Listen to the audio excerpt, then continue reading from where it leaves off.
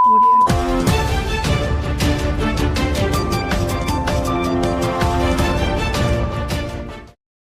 మనుషుల యొక్క పనులు చేయించుకోవడానికి ఆ మనుషులు తక్కువ వాళ్ళు ఈ పనులు చేయాలని, మేము ఎక్కువ వాళ్ళం మాకు ఈ పనులు చేయాలని ఈ మనుస్మృతిని తీసుకొచ్చింది.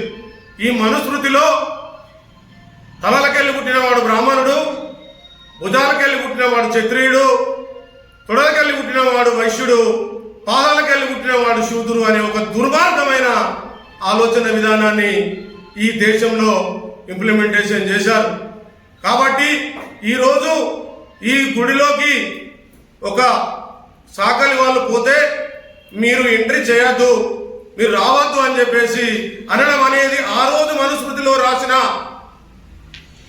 ప్రకారమే ఈ దేశంలో ఇప్పటికి జరుగుతున్నది. కాబట్టి మేమందరం ఒకటే.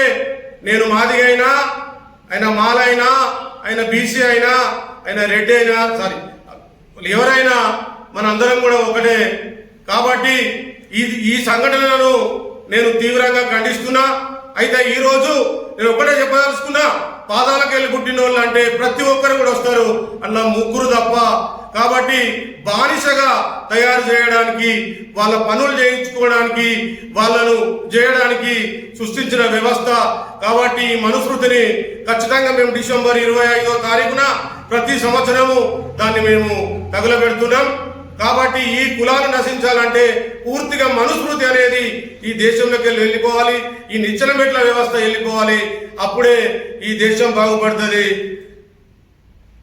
జై భీమ్.